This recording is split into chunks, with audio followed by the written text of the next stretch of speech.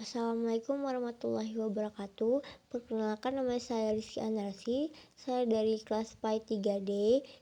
Di sini saya akan memenuhi tugas mata kuliah fikih dan saya akan menjelaskan beberapa materi mengenai mata kuliah ini.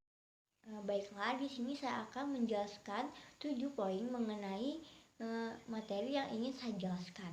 Yang pertama itu memahami konsep fikih, syariah, dan usul fikih. Nah, yang kedua itu sejarah perkembangan dan mazhab fikih. Yang ketiga itu ada tahara. Yang keempat ada sholat fardu dan sholat sunnahnya. Nah, yang kelima tuh ada perawatan jenazah.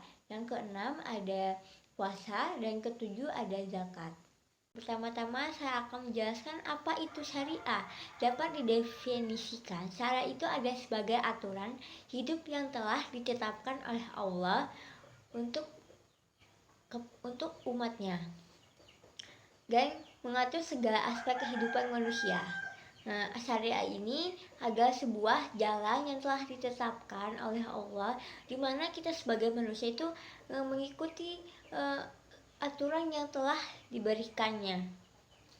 Nah, selanjutnya itu saya akan menjelaskan tentang memahami konsep apa itu fikih. Fikih ini secara bahasa, kata fikih ini berasal dari bentuk maksar dari kata fakihah yang artinya yaitu sama dengan al-ilmu.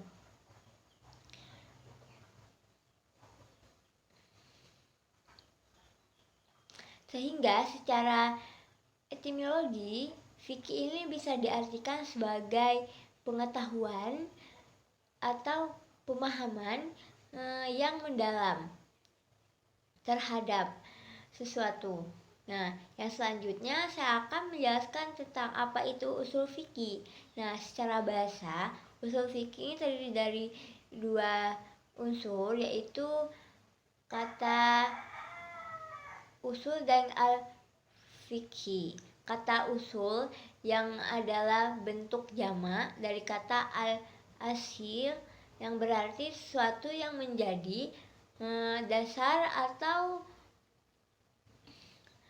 landasan bagi yang lainnya.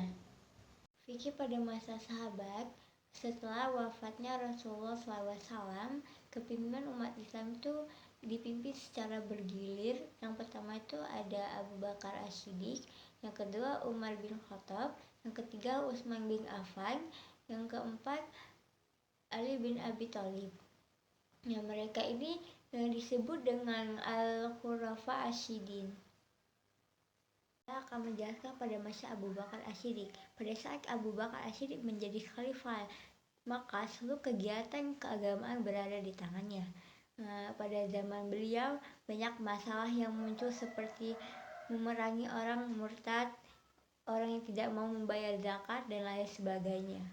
Pada masa Umar bin Khattab, saat Umar menjadi khalifah, dengan segala ketakwaannya dan keadilan serta keberaniannya, senantiasa melakukan apa saja demi meningkatkan Islam.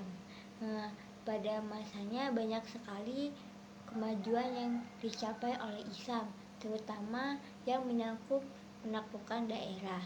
Kekuasaan Islam sebagai seorang yang pernah hidup bersama Rasulullah SAW, maka beliau dapat melihat dan merasakan langsung bagaimana saat Rasulullah SAW memerintah negara dan memelihara agamanya. Untuk pada masa Utsman bin Affan, saat ia menjadi khalifah, Utsman bin Affan masih melanjutkan ekspansi Islam keluar wilayah sehingga memperoleh wilayah-wilayah baru.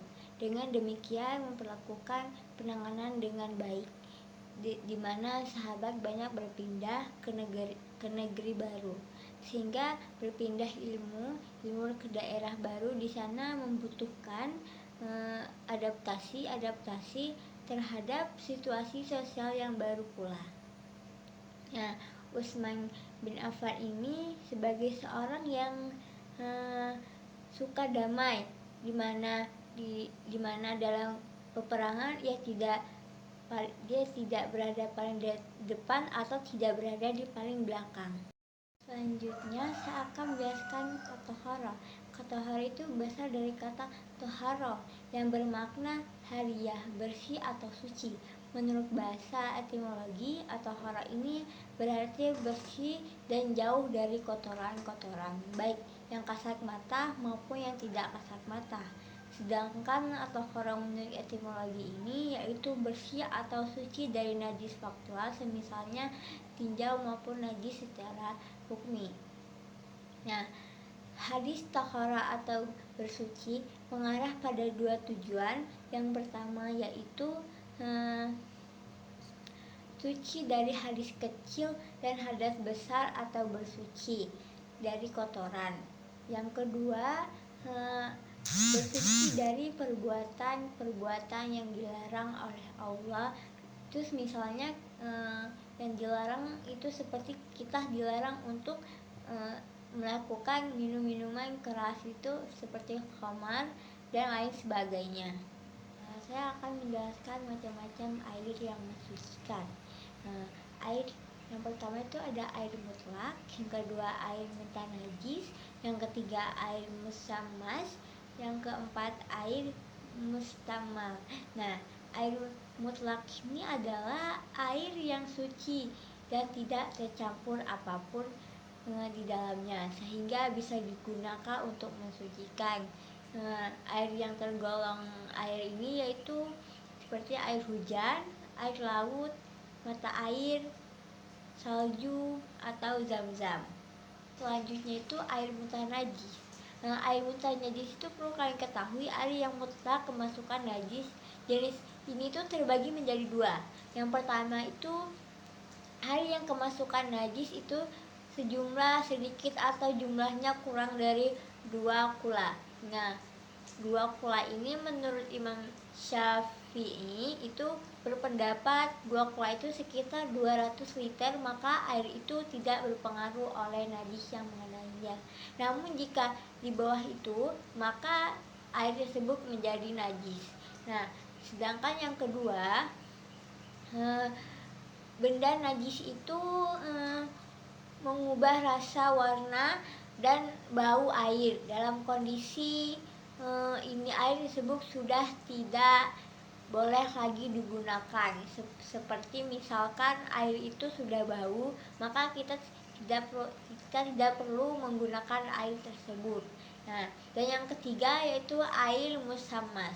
Nah, air musammas ini adalah air yang panas disebabkan oleh kena sinarnya matahari dan berada di bejana yang terbuat dari emas atau perak. Misalkan tempat yang terbuat dari perak dan emas. Dan air ini lalu munculnya bau yang tidak sedap sehingga menjadi makruh digunakan untuk membasuh tubuh. Nah, dan yang keempat yaitu air mustamal. Nah, air mustamal ini adalah air yang suci tapi tidak mensucikan. Air termasuk jenis air yang 3 macam ya. Ini yang pertama air pada tumbuhan, air nira, air kelapa, dan air sebagainya.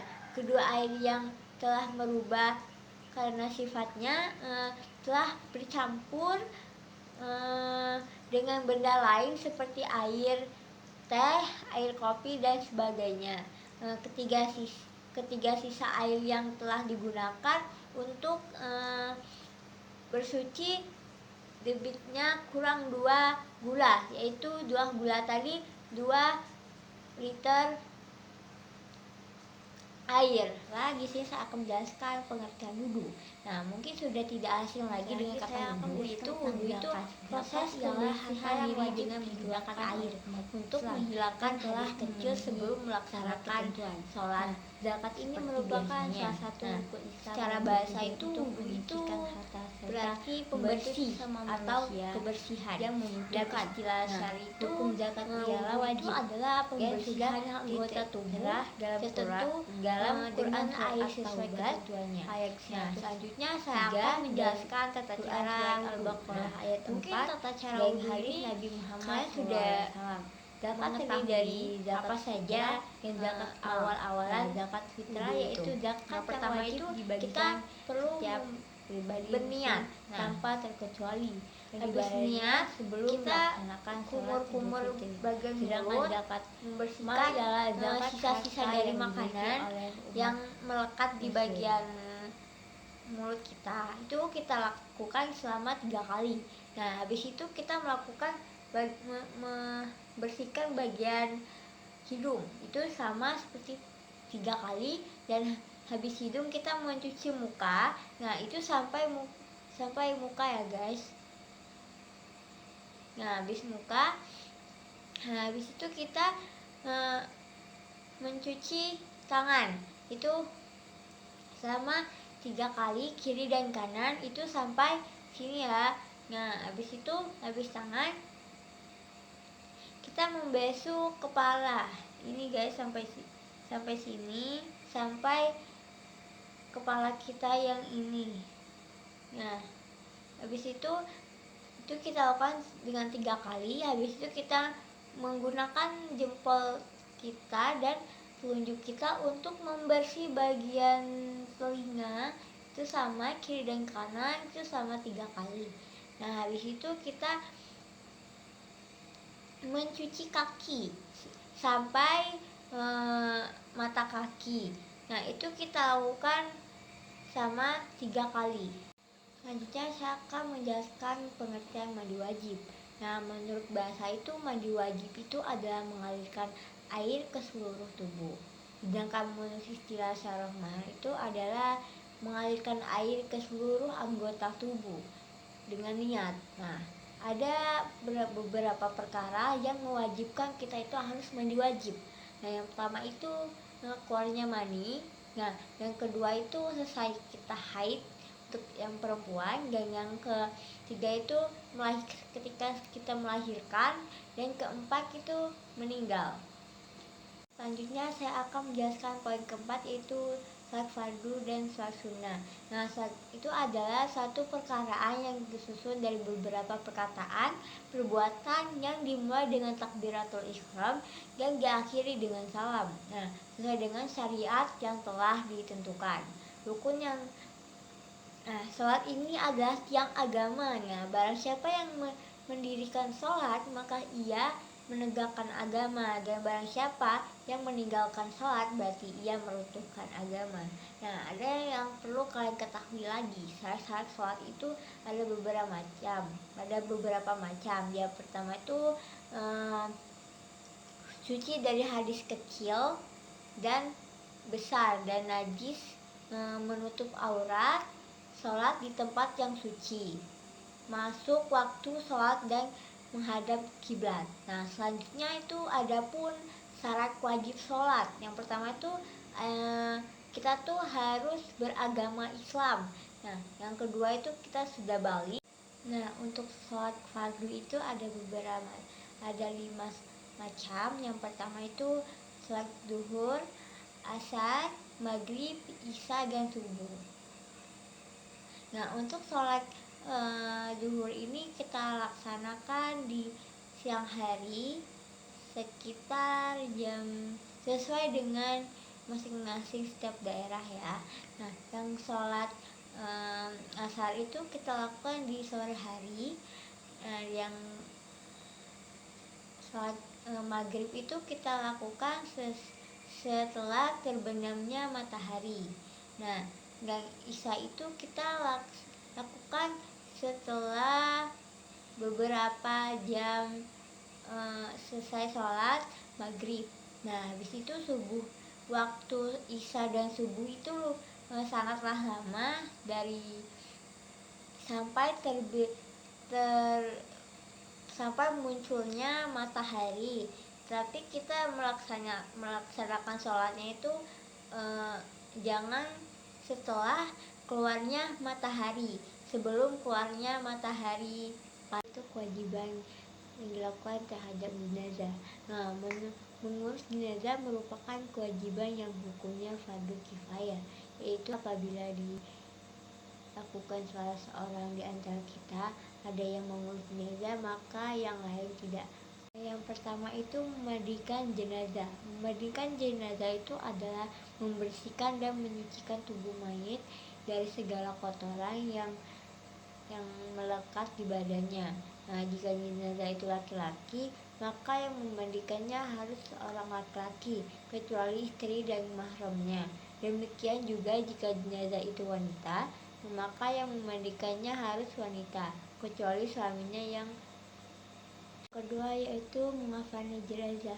Mengafani jenazah artinya sendiri merupakan proses membungkus jenazah dengan selembar kain atau lebih. Nah, yaitu menggunakan kain kafan. Dalam prosesnya terdapat beberapa perbedaan antara laki-laki dan perempuan. Dengan begitu, proses mengafani jenazah ini laki-laki dan perempuan. Selanjutnya saya akan menjelaskan poin ke-6, yaitu puasa. Puasa adalah salah satu bentuk ibadah yang terdapat dalam berbagai tradisi agama seperti Islam, Kristen, Yahudi, Hindu, dan Buddha. Nah, dalam Islam, puasa ini adalah salah satu dari kelima rukun Islam yang wajib dilakukan oleh setiap muslim dewasa selama bulan Ramadan. Nah, ada hal-hal yang membatalkan puasa. Ada beberapa hal yang dapat membatalkan puasa itu, di antaranya adalah muntah dengan sengaja. Yang kedua, bersetubuh seperti ketika kita sudah memiliki keluarga. Yang ketiga itu haid dan nifas. Nah, ada juga jenis-jenis puasa. Puasa dalam syariat Islam itu ada dua macam, yaitu puasa wajib dan puasa sunnah. Nah, puasa wajib itu ada 3 macam, yaitu puasa yang terkait dengan waktu seperti pada bulan Ramadan dilakukan selama 1 bulan lebih. Nah, puasa yang wajib karena adanya ilah seperti puasa sebagai kafarat yang puasa seseorang yang diwajibkan pada dirinya sendiri, yaitu puasa menurut para ahli fikih. Puasa yang ditetapkan syariah itu ada 4 macam, yaitu puasa fardu, puasa sunat, puasa makruh, dan puasa yang diharamkan. Yang terakhir saya akan menjelaskan tentang zakat. Zakat ialah harta yang wajib dikeluarkan oleh umat Islam yang telah memenuhi syarat ketentuan. Nah, zakat ini merupakan salah satu rukun Islam yang bertujuan untuk menyucikan harta serta membantu sesama manusia yang membutuhkan. Nah, hukum zakat ialah wajib yang sudah diterah dalam Quran surat At-Taubah ayat 103 dan Quran surat Al-Baqarah ayat 4 dan hadis Nabi Muhammad SAW. Zakat terdiri dari zakat fitrah dan zakat mal. Nah, zakat fitrah yaitu zakat yang wajib dibagikan setiap pribadi muslim tanpa terkecuali, yang dibayarnya sebelum melaksanakan sholat Idul Fitri. Sedangkan zakat mal ialah zakat harta yang dimiliki oleh umat